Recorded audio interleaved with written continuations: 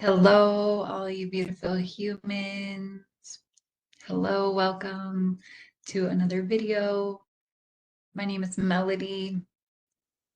I have a business called Your Healthy Ascension.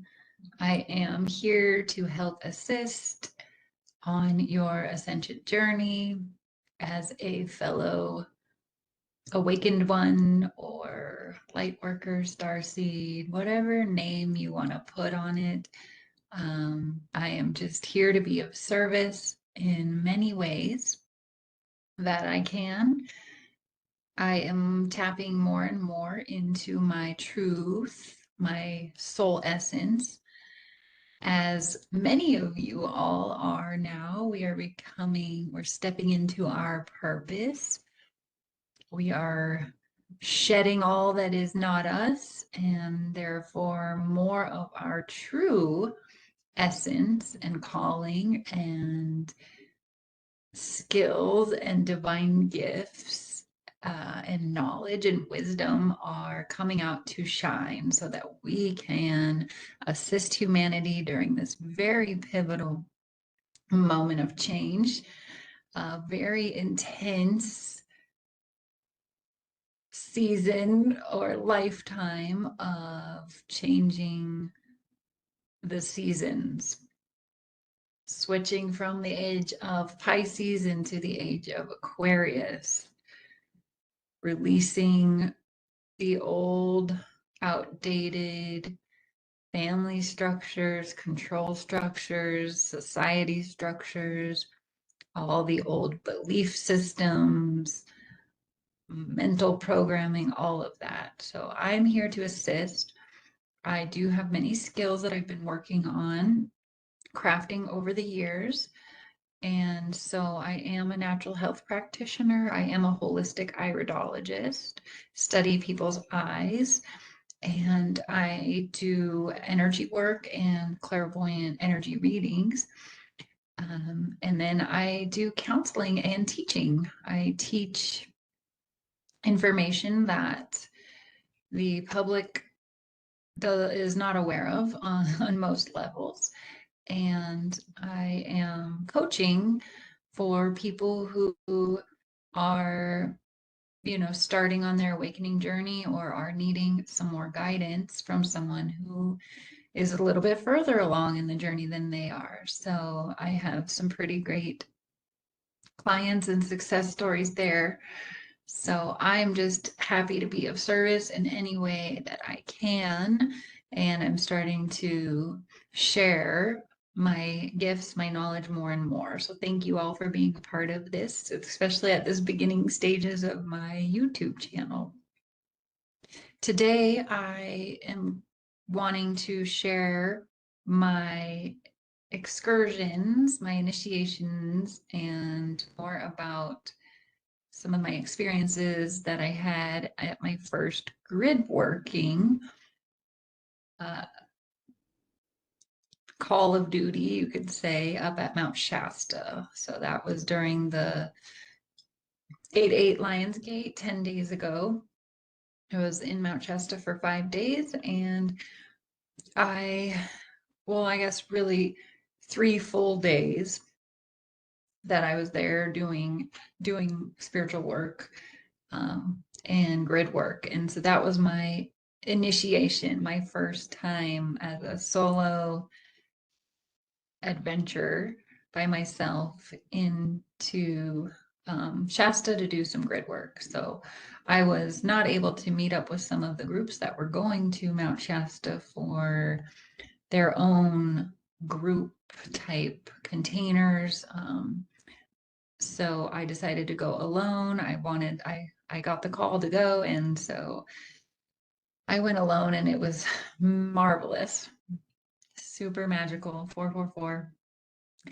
And yeah, I had such a beautiful experience. So I wanted to share with you today my kind of 3 different excursions, ceremonies that I went through, and just share it as, someone starting out in the grid work and getting more comfortable with my spiritual skills, abilities, and tuning into my true divine essence and my listening to my synchronicities and messages from my, team or God or divine higher self, all of it. So I'll just share some of that with you and see what you think. But it was pretty profound. I really enjoyed the experience, and I think that's what we're all going to get to be doing more of as we shed the old society structures, as society starts to crumble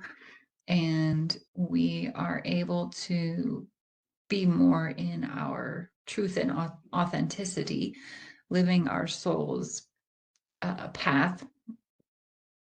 We're going to experience a lot more synchronicity, a lot more magic, a lot more fun connection with true soul family, and more community, more fun experiences that are divinely orchestrated. So, yay, us.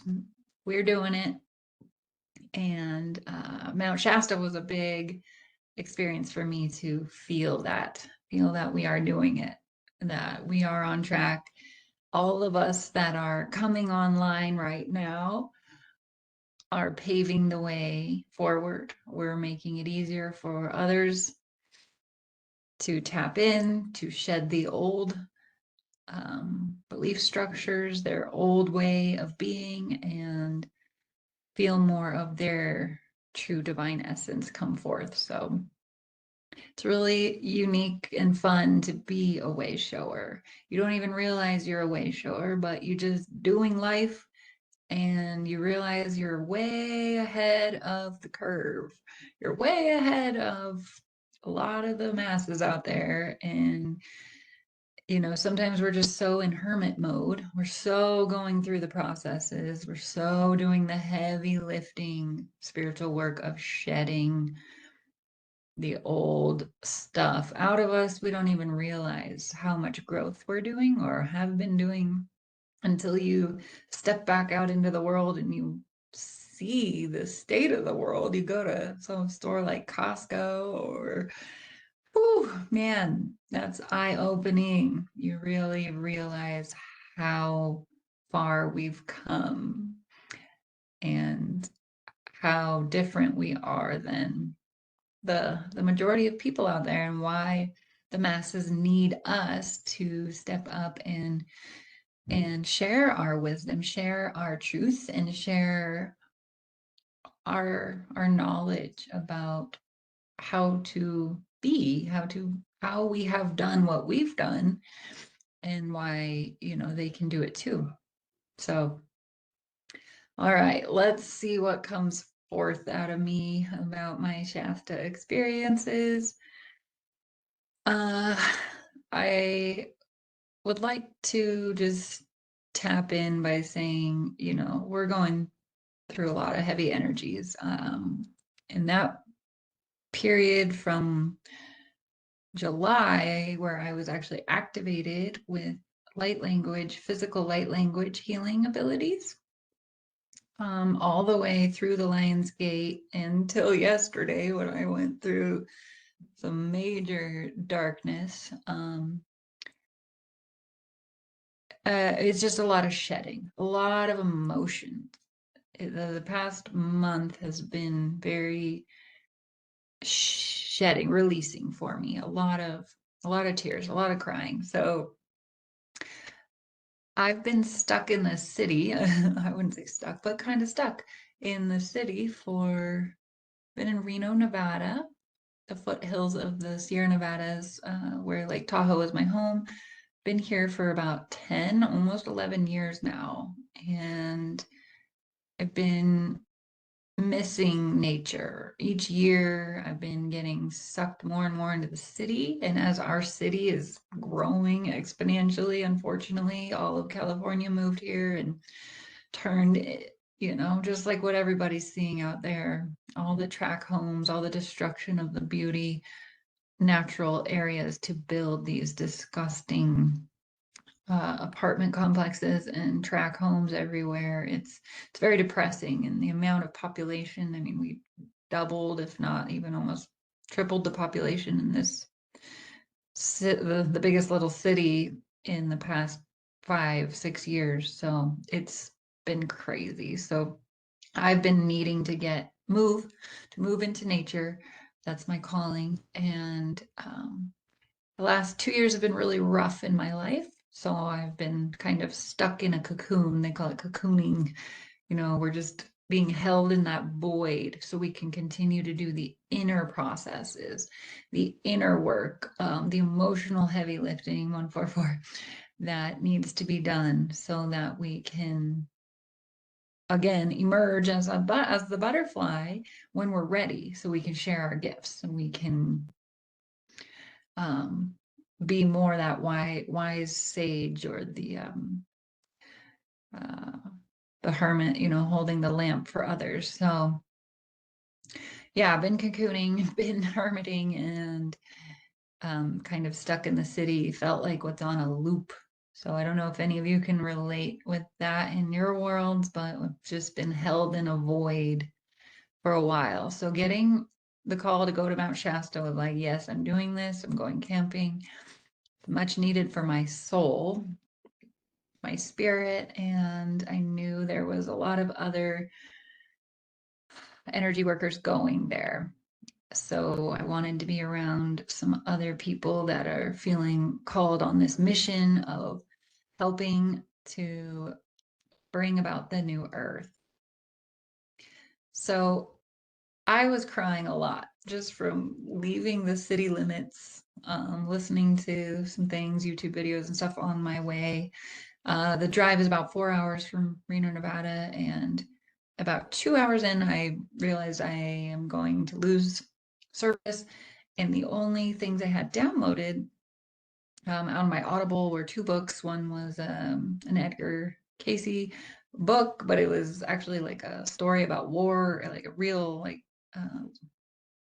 what's it called? Nonfiction, like a book about people battling war, and it was not what I wanted to listen to at the time. I got 10, 15 minutes in, and the resistance, they're fighting, they're trying to hide from the government, and it was just a little too close to home. And again, I was very emotional. I was crying a lot leaving the city, feeling the city come off of me.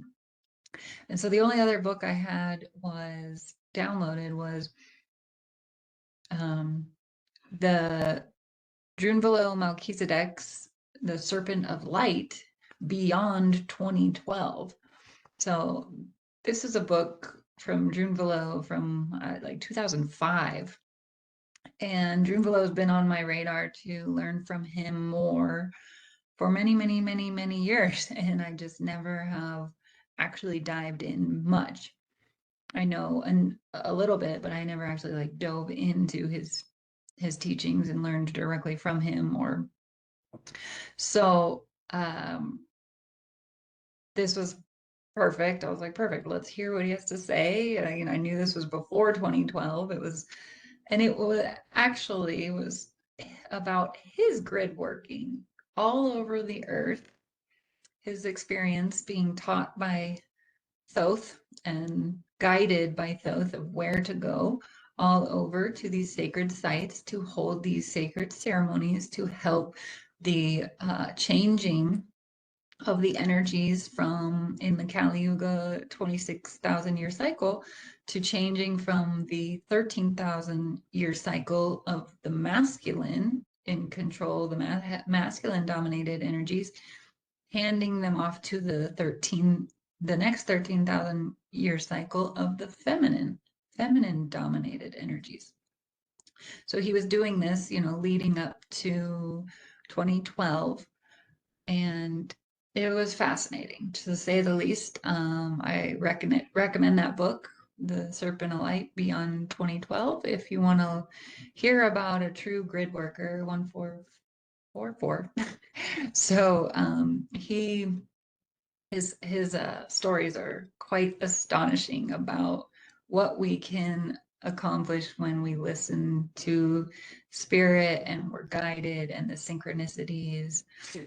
So it was perfect. It felt like the perfect book going into Shasta. Now, there's a lot of fires up in California right now, so I started getting scared because the smoke was heavy. It was so thick. It was like, okay, I'm gonna be camping in smoke. Like, can I even do what I need to do out there, or is it gonna be enjoyable at all?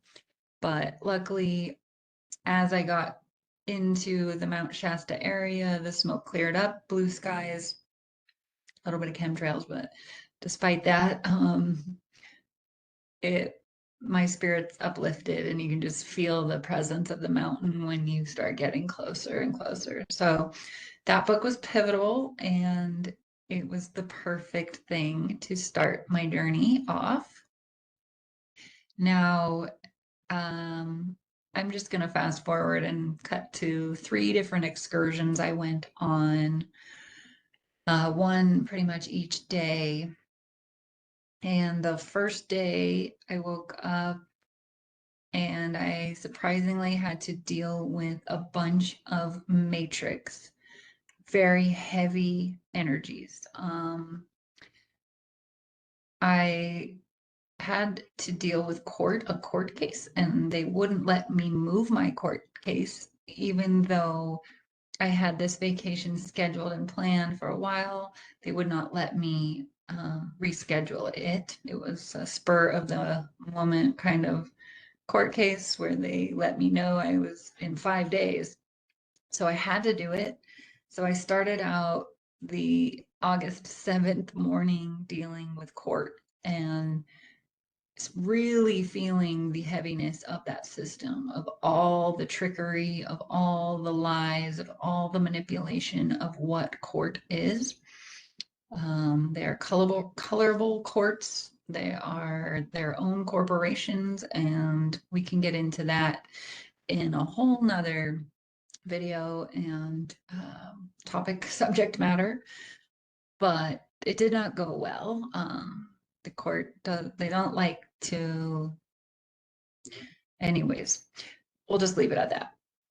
So I got not the best outcome there, and so I was very raw, but I knew I needed to go do some grid work, and that was my whole journey. So I was going to let it go ground in nature, meditate, do some ceremonies, and do what I went there to do. So I knew I needed to go to the mountain and make connections with the mountain, and share some of my spiritual healing gifts, and ask for guidance. I needed to pray and ask for guidance, especially with that court case and just where I am and where the world is, the chaoticness of the financial system, the just society on a level. So I went into the woods and went up the mountain for a pilgrimage to journey on a very steep, challenging hike.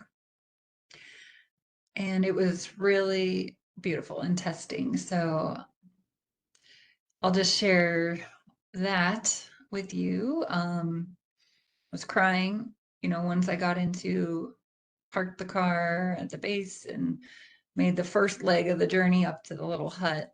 And if you've been to Mount Shasta, you're probably familiar. I really did pretty touristy, well-known excursions, all 3 of these excursions, but I was there for a mission. It was not trying to be unique or anything, just purposeful. So, um, it took a while to get to the hut. I was crying, stopping, praying, meditating, grounding, singing.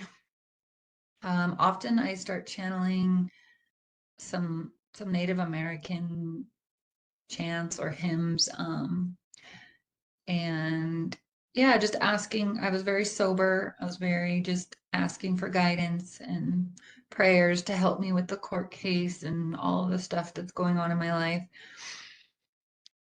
And I ended up journeying very, very far up the mountain. I took it slow. I was very hot. I had a scarf around my hat to block from the sun, and I had water and all the stuff you need. But I kept going and kept going and kept going. So I went very, very high up. It's switchbacks. It's rocky switchbacks high up. You pass some springs, natural springs that come out of Mount Shasta that feed the water by the hut. And I had been there with, I'd been to Mount Shasta with a couple of my previous boyfriends who have both passed. They have both left this earthly plane since. Unfortunate, troubled souls. And when I was up there, I was I was guided. I had some hape, rape, however you pronounce it. I'm pretty sure it's hape, from Peru. I wanted to do a sacred tobacco offering to the earth to honor the dead, my past boyfriends. I did a ceremony for them, which was so beautiful. Such a release of love and gratitude and wishing them well on their journeys. I left. Um, I found a crystal circle that I didn't even know I had in the bag. I left that for them with the tobacco offering. So that started it out. I did the hape, did a full cleansing ceremony to ask spirit for guidance with more. And then I started doing the meditation work after that. I grounded, I did deep root chakra clearing. Mount Shasta is the root chakra of our realm. So they say, and it felt very much aligned because I'm dealing with financial stuff. The all of a collective is dealing with the financial corrupt system. We're all feeling inflation more than ever. We're all in that survival mode, and then we see the hypersexualization of all the youth and the runaway sexual deviancy of the music industry, the celebrities, all the stuff that's twisted and affecting the young people's minds, and why people are having babies without love, all of that. So that's the energy work I was doing up high up on Mount Shasta, looking over all of the mountain ranges of California. You can really see so far. I was guided to do a tiny plant ceremony with marijuana. Just one tiny puff is all I ever do when I do these type of ceremonies. I just was feeling very lost and needed some extra guidance. And I got the okay from the spirit realm to do that, and that it would help. And it did. I had such amazing clarity. I was ended up doing amazing light language clearings on the root chakra. I was seeing the negative thought forms as actual entities, dark demons that were plaguing not only me, but the collective. So I was doing clearings on the collective there, the thought forms, and the vision I actually got. I was up there blasting heart energy out to all of Shasta. And I can't remember if I said this in my last video. If I do, I apologize. I tried to say this in the one that didn't get saved. So just bear with me. But yeah, I truly felt like that's the calling, to be in our heart space, that we need to be the Care Bear shooting love energy out everywhere. As I was doing that, I got the vision of the Lord of the Rings. I forget what movie it is, but where the water comes down and floods, the actual nature fights back. Nature coming through, fighting back and flooding the whole area outside that tower, and flooding all the all of the orcs. And I was literally getting that vision of the love energy flowing out of Mount Shasta, covering all of California, spreading into Oregon, Washington, and the rest of the United States with that cleansing purification, pure waters of love, flooding all the darkness, flooding all those orcs, all the manipulation, lies, deceit, control structures that have humanity just gripped and caged and shackled. And it was just pure love flowing from me, the mountains, our angels, our team of guides, the galactics. They were all helping this healing, sending this healing love out from Mount Shasta. So it was so powerful. When I was done, I looked up and there was literally all these angel clouds. They were wispy angel clouds with wings. Truly, I'm sure you've seen some of them before, but there was like 7 of them. They were huge, massive, and they were circling around the mountain. Um, it was truly breathtaking. It was how I actually felt like the teams of angels, galactics, other spirit guides were coming to Mount Shasta because this was the day before the Lion's Gate to protect and do the work. It was like they were fully there. It was like the army of angels were coming in and assisting me and assisting all others who were there to do the energy work on the Lion's Gate. I felt very honored because it was a solo journey for me. I only saw one other group of people, just a man and his son, that whole day on the mountain. No one else was on the mountain. This was a Wednesday, so there was just no one there. It was me, and I was doing a lot of work on the feminine sacral chakra. I'm sorry, the root chakra and the sacral chakra because I was so emotional, but healing a lot of the feminine and balancing the masculine and feminine energies there. And it just felt like I was divinely guided to be there the day early, kind of prepping and priming the energies for the other light workers to come and do their work, which they were doing on the 8/8. It was like, it was so beautiful. So I'm just so thankful for that experience. I needed it. I was very, I guess, relieved. I felt at peace after my journey back down the mountain. It took a long time. Got some knee pain on the way down, and yeah, it was an excursion. It was a long hike. I was very sore. I did get a blister, so it was well worth it. It was so beautiful. It was such an experience. If you guys can, I won't. Then when I got to my car, I was talking to a cool man who has been there forever, and he was telling me how you can take an easier way up to summit the peak in the summer. So I think I will try to summit that mountain at some point in my life. Um, from the way he suggested, it's not as steep up the scary avalanche gully way.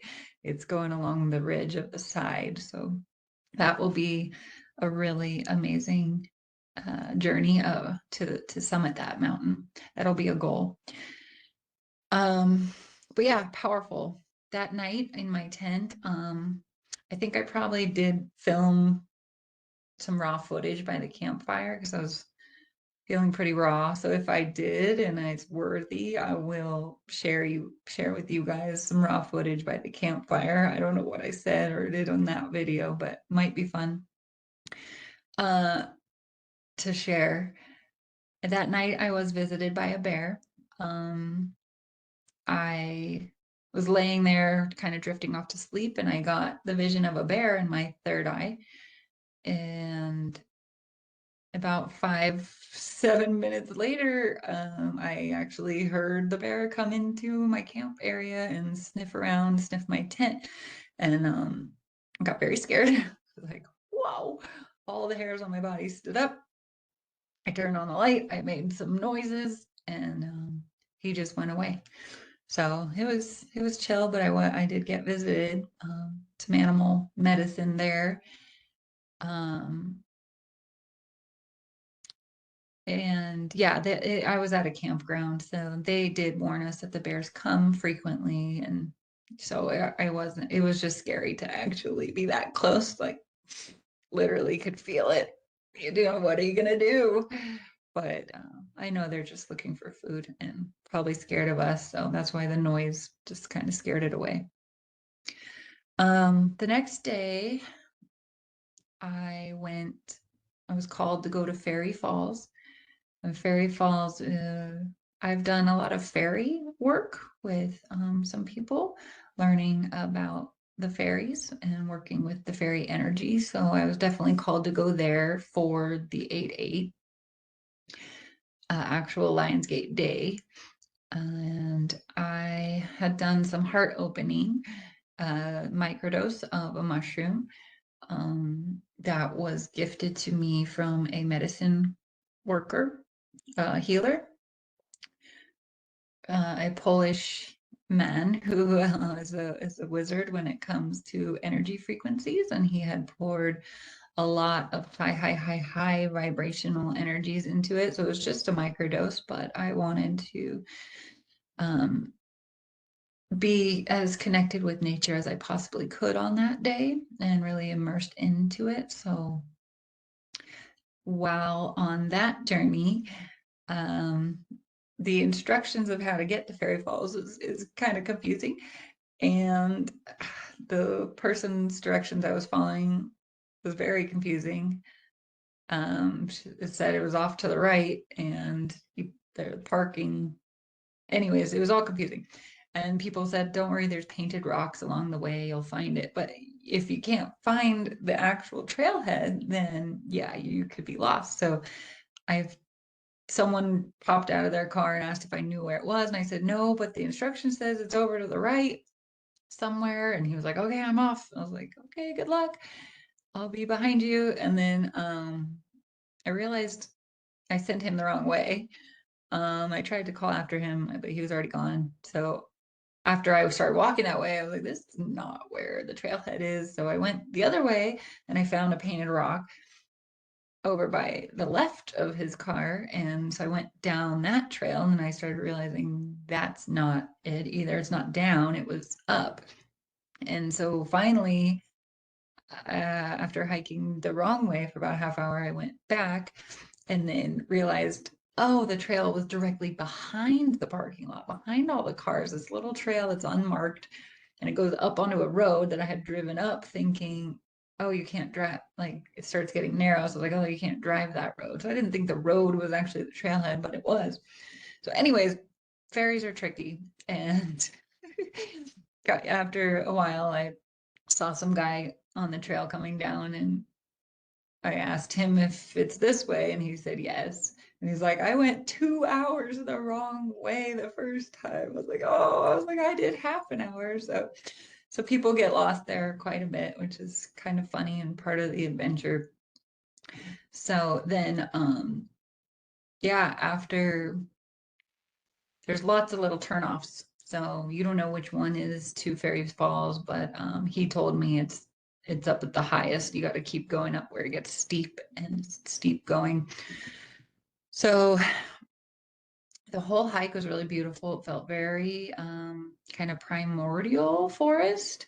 There was natural springs with sulfur water coming out of it. There was all these like ancient ruins. I don't know what they were, but brick buildings covered in tons of moss and vines. And it almost felt like we were in the jungle. It didn't feel like we were in California, hiking on this trail. And then there was these old, on one of the turnoffs, there's these like old springs, tubs, which goes into the river. You're following this river down here and the trail's going up higher. So you're always hearing the river down there. but the sulfur, man, I touched this old weird like man-made old hot tub looking like maybe it was a resort at some point of a hot spring or just a sacred place. I don't know what it was, but and it was so sulfury it almost made me gag, and I had to wash my hand for a while. It was like very oily, sticky or slimy. So anyways, I when I finally got to Fairy Falls, I get there and there's four women doing a beautiful ceremony there. There was three women and a shaman goddess, and it was just us. You know, they were there before me, and it's a small oasis, little special pool of water with this epic spouted waterfall coming down in the background, surrounded by big cliffs and lots like trees. It was a very special place. And so when I saw them doing their ceremonies, I didn't want to interrupt. I just found a little place along the side of the wall in the shade and put my necklace that I got in Peru in the water and some of my crystals and in the water, and I decided to meditate. Again, I want to reiterate, I was emotional this whole trip. I was crying along a way up that hike. And so when I got there, seeing them was really beautiful. I was trying to not cry, but my heart has been being open that whole time. So it's very raw and vulnerable. And I sat there and I just grounded myself, went into meditation, and I was just going to hold space for them. And I kind of asked if I could help. And in came light language. They were doing one-on-one ceremonies, and for one of the females, one of the other women there, the shaman was blessing her in the water and doing something. And I just started seeing what light language was coming through and assisting with the clearing. And it was a lot of root chakra pain, a lot of pain out of her. So I started crying. I could feel her pain. I was assisting it leaving her and doing what I could there. And once I was done, I don't know how long, maybe it was only like 7 minutes. I opened my eyes, and to my surprise, on the rock right in front of me, which it was not there when I sat down, there was a very large snake staring at me, like locked onto me, eyes dead onto me, just there, just totally frozen, staring at me.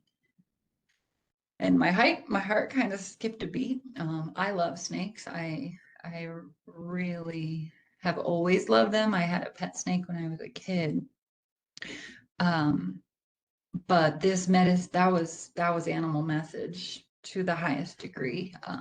It felt like it was the guardian of that sacred pool, and he was checking me out and initiating me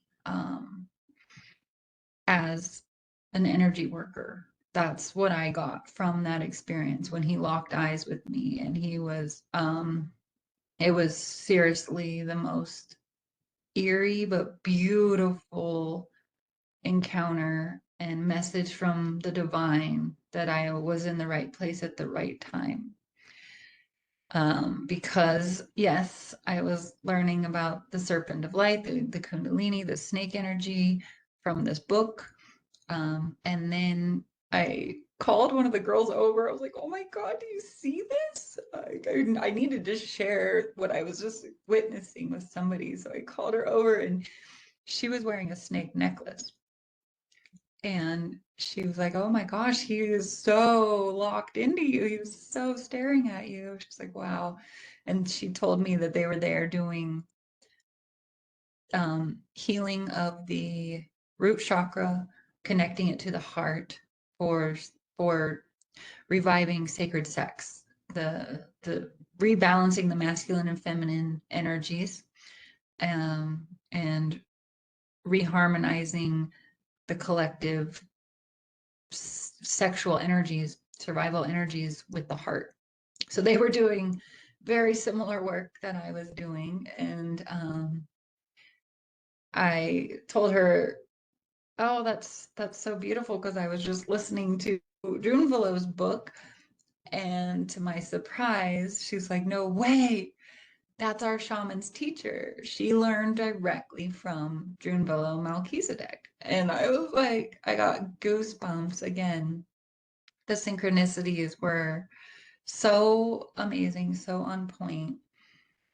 They asked me if I wanted to go, because they're starting there at Lionsgate, and they're gonna go travel to the world's chakras and doing more of that work at all of the chakra points.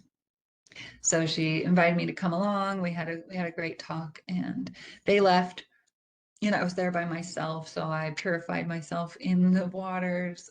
There's another little like water slide into a deeper pool that was so beautiful. And then I just cried. I cried like no other. It was like a true emotional release, just being by myself. Um, so I guess it was good that I misled the guy asking if I knew the way to the pond, or to the fairy falls, because he never showed up. So um, we got to have that little feminine experience by ourselves. Then more people started coming, and wow, that'll shake you out of a spiritual experience, when they're all taking selfies and trying to take selfies of their spiritualness, and they don't even, and they were screaming. They saw the snake in the water later, and it was just, wow, that'll shake you out of the peacefulness real quick. So I left.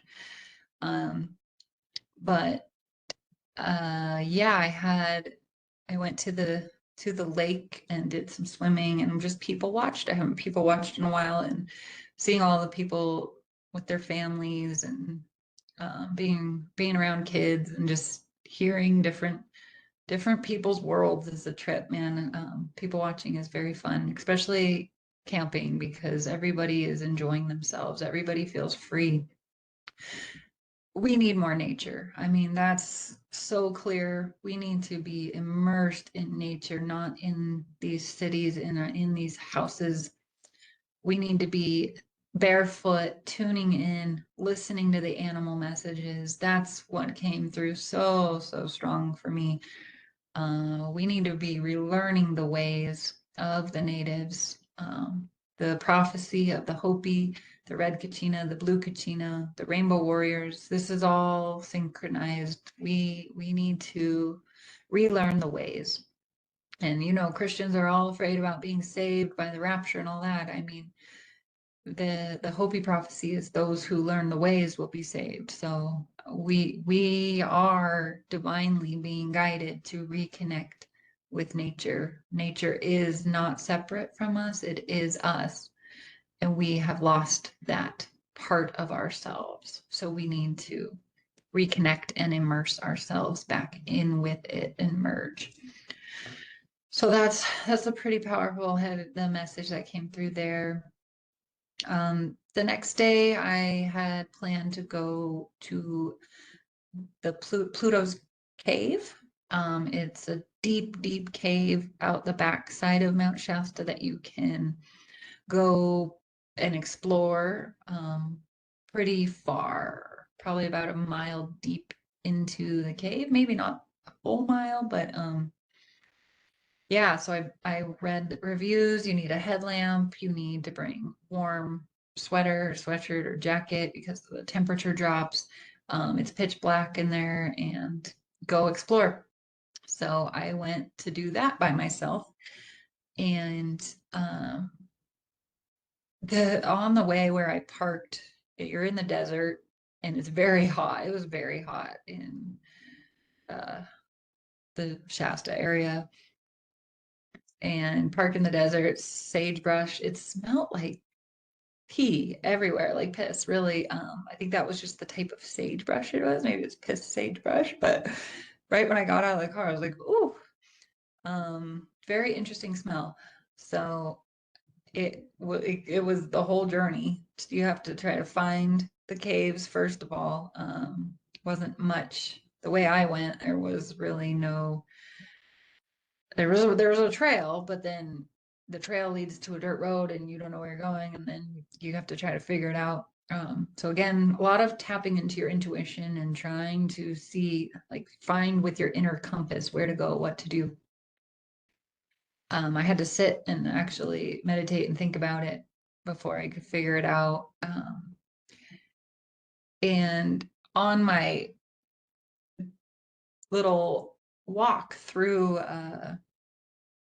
the desert, hike through the desert, trying to find the caves, it really made me think again of a pilgrimage, because I don't know if any of you have seen the show Foundation, but if not, it's worth watching. It's really cool, very profound. But one of the AI clone, or he's not AI, sorry, he's a clone that doesn't die, who's a ruler. He tried to do this spiritual pilgrimage through the desert, to get to see if he gets any insight from the divine. And I just was feeling like that so hard on that walk through the desert. It was like a pilgrimage again, going to get the insight from the divine. I found the caves. They're really cool. You go through 3 or 4 before you get to the deep one. Start going down, descending into it. There's giant boulders you have to climb down, lots of fallen rock. Like a pigeon flew and scared me. And I'm doing this alone. Like, I don't realize that that's kind of dangerous or risky. Or that most people would not do it alone. I'm an only child, so I've done things alone a lot, and you just do what you got to do. Plus, I was there for a spiritual mission. I wanted to do some healing work in that cave, and so I was determined. And it felt like going into the depths of in Mordor, like truly, again, Lord of the Rings. But man, it felt like going, like I was Gollum, going into that darkness, climbing over the rocks, using your hands, and you have to watch where you're stepping. It's very dangerous. My headlamp was pretty dim, to be honest. It was really dangerous. But I took it really slow, and there was some other people there at the beginning of the mouth, and there was 2 others way further. So past them, and they were all very concerned about me going in there by myself. Like, really? You're going by yourself? 2 guys. Um, I'm like, yeah, I'm fine. They're like, does anybody know that you're out here? I was like, no.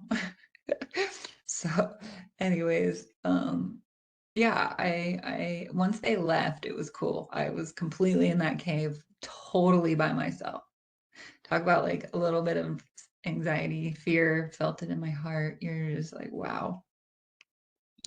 I'm alone and in darkness, pitch blackness. So I went further and found a little spot that I felt comfortable with. It was about halfway in the cave to do my first meditation.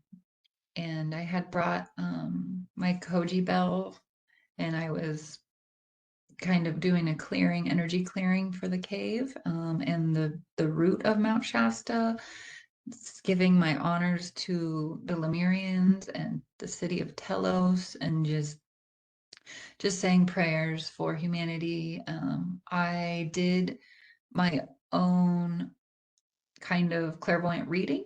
I did my own healing, which for me is not a strong suit. I can read others and do others' energy pretty well, but I tend to have a block towards myself. But in the cave, it was coming so crystal clear.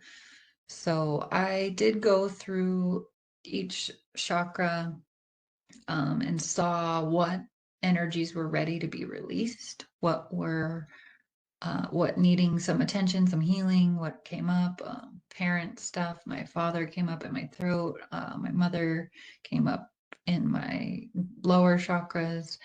Um, it was just really beautiful, really powerful. I was channeling some more Native American chanting songs while I was playing my koji bells and just giving heart energy to that cave, to the mountain, to the Lemurians, to the inner earth beings, to the crystal beings, to the rocks, to earth, to Mama Gaia. I was really there healing Mama Gaia, healing our earth and saying sorry. I said I was apologizing for humanity and our disconnect and our carelessness.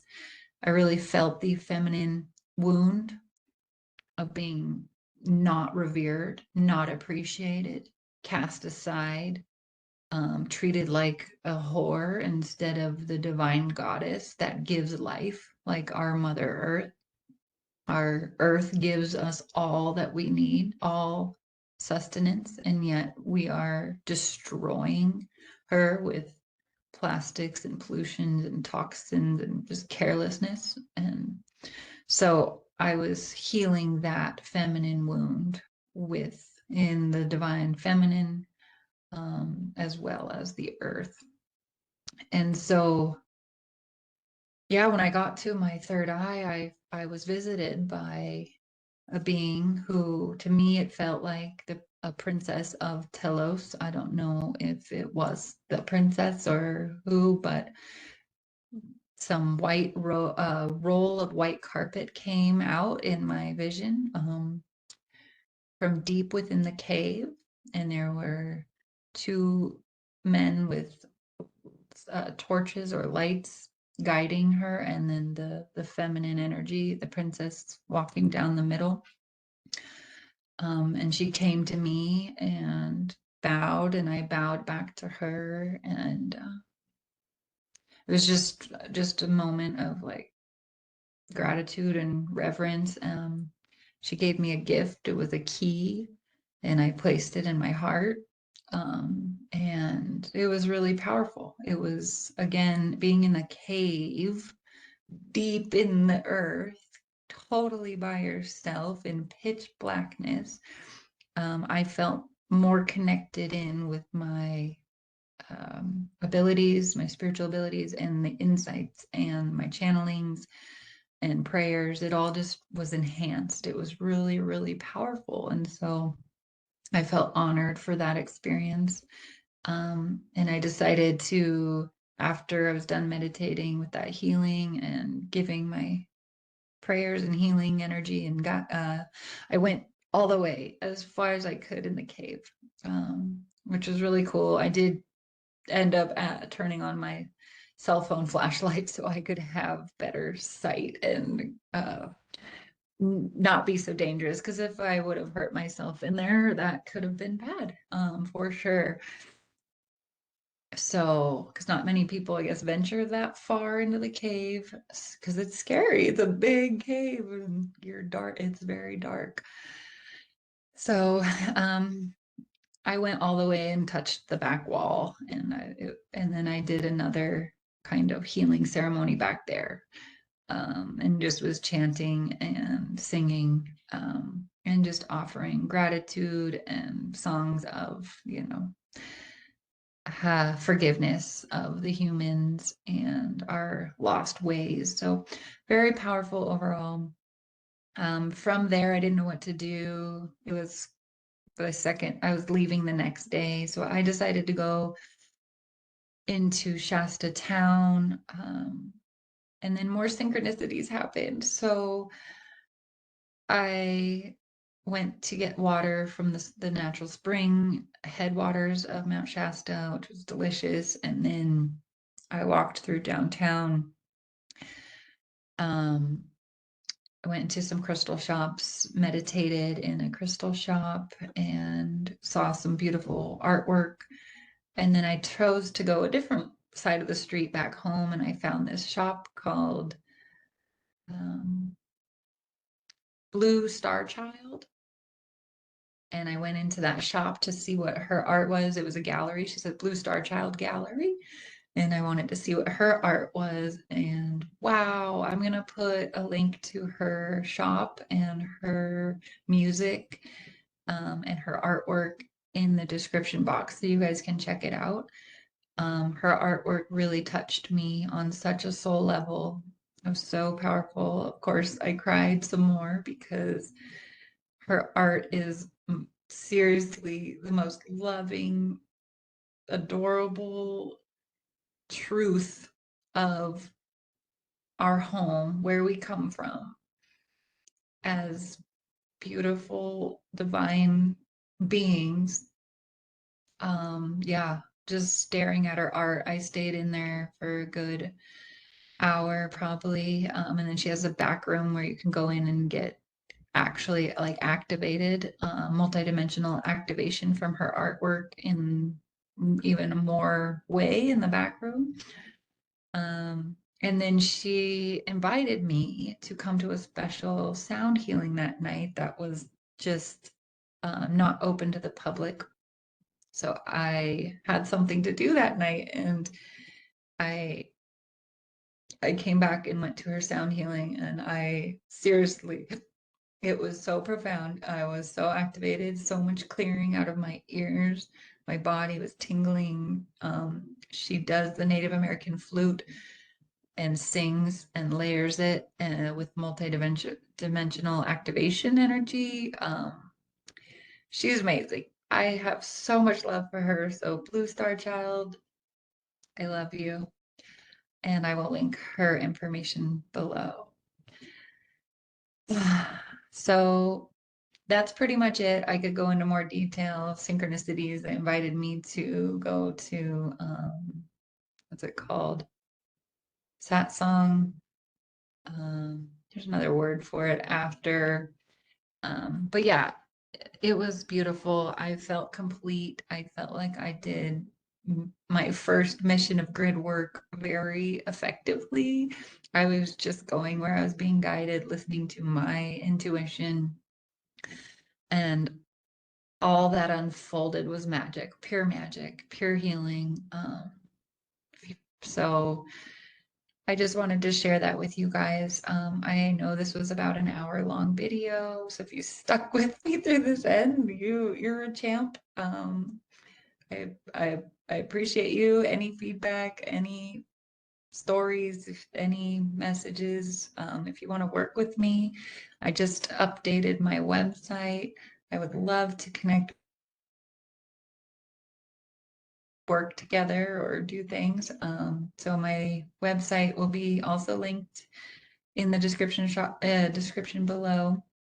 I think it's on my YouTube channel, but I know I don't have many followers, so hi to my 7 people. But anyways, I wish you well, sending you love from here, and hope you are gonna have an awesome full moon tomorrow. This is a very big harvest full moon, the sturgeon full moon. The sturgeon is the very durable, hardy creature, kind of like the lotus coming out of the mud. So we're doing it. We're doing the heavy lifting. Keep riding the waves. Keep up the faith.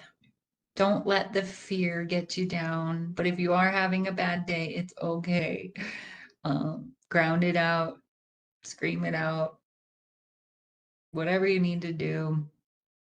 Just lay in bed, even do nothing if you needed to. Binge watch something. It's okay. Everything is okay. That's the message. Everything is okay.